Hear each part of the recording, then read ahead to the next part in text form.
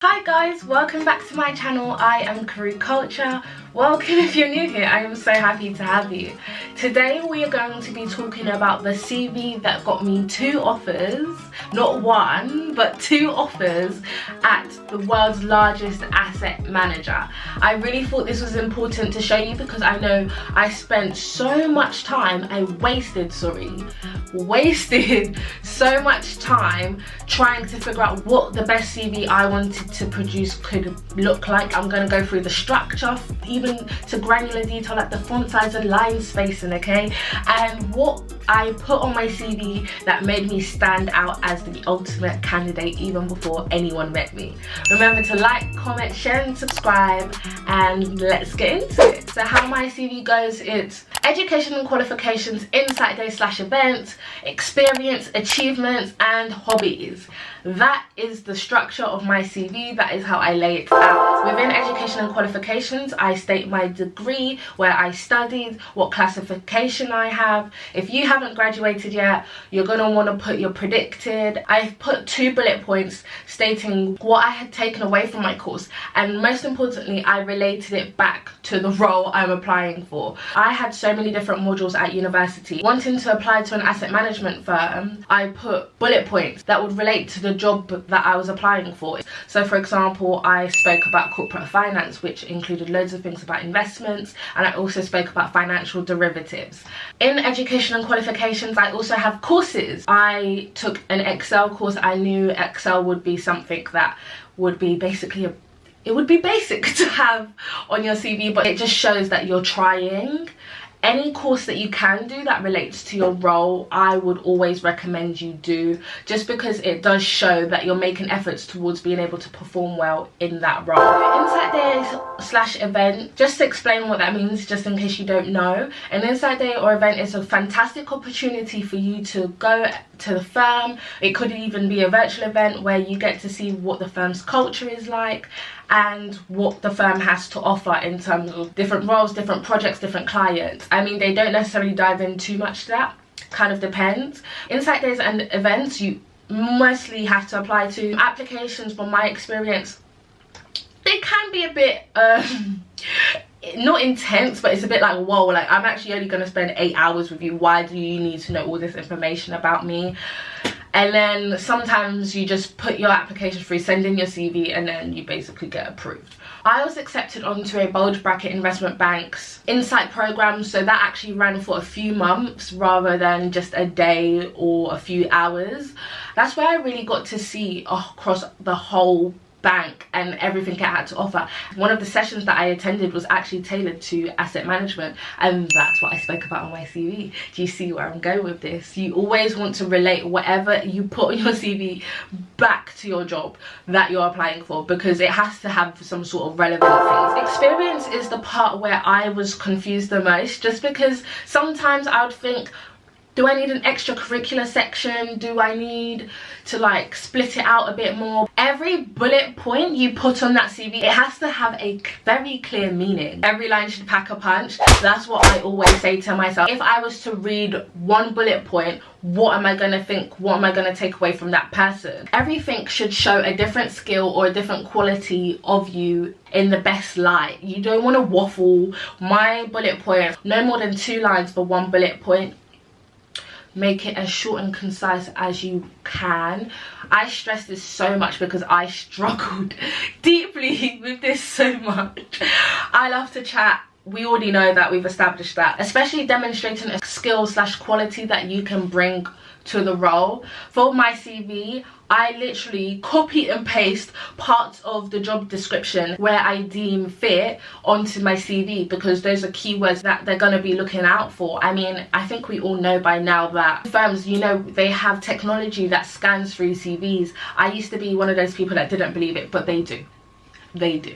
For the experience section of my CV, I have minimum 2 bullet points, maximum 4 bullet points. I don't have a specific method per se, but all I know is that I don't want to talk too much about something that it makes it irrelevant, and I don't want to talk too little to the point that the reader will still be wondering. So yeah, I would say just make sure you do whatever feels natural and appropriate to you. Don't ever force it, and always make sure you're coming back to read it over and over again, making sure what you're saying is concise, you're displaying brevity. I can't stress enough how much you should display brevity. Instead of saying work experience, I just put experience, and this includes jobs that I've held and positions that I've held and extracurriculars. When I say extracurriculars, I was the founder and chairwoman of the Women in Finance Society at my university, and holding that position for 2 years, I was able to talk a lot about it on my CV. It's actually the biggest section on my CV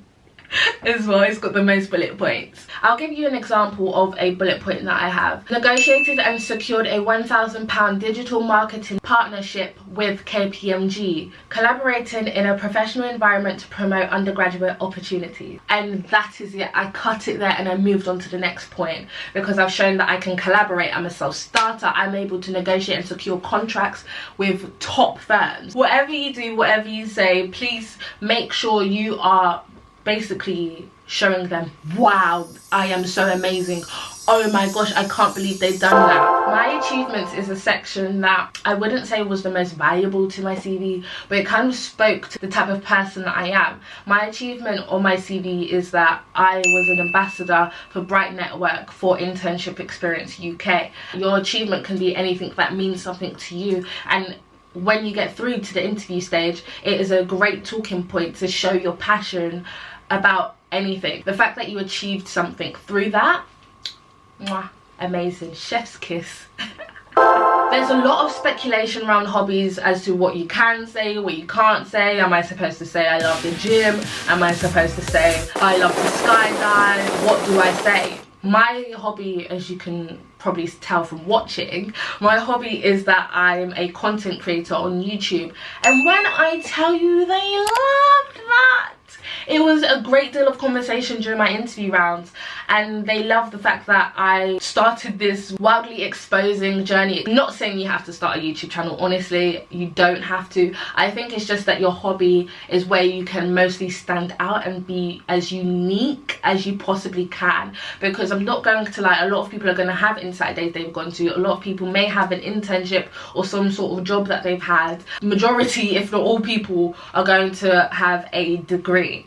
So your hobbies is where you distinguish yourself from the competition. What is going to make them say, okay, there's this candidate and 50 others with the exact same CV, but what really can I get from them that the others don't have? It's your hobbies, even if it is the gym. I know my friend Adiola, she started a gym page on Instagram which grew rapidly and even ended up hosting a live event. Just that being a self-starter, you're a go-getter, your hobbies are serious.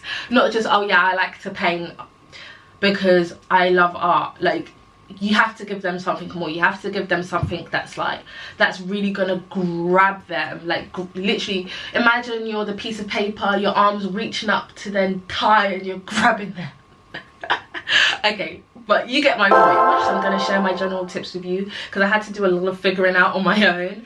General tips would be, make sure your CV's one page, everybody knows that, cool. What I done was I put my name and contact details in the header of my CV so that I had the rest of the page to be able to talk about what I wanted to talk about, and that saved me a lot of space. Oh, something really granular that I've done is I have line spacing on single, so 1, and that with no spaces before and after paragraphs.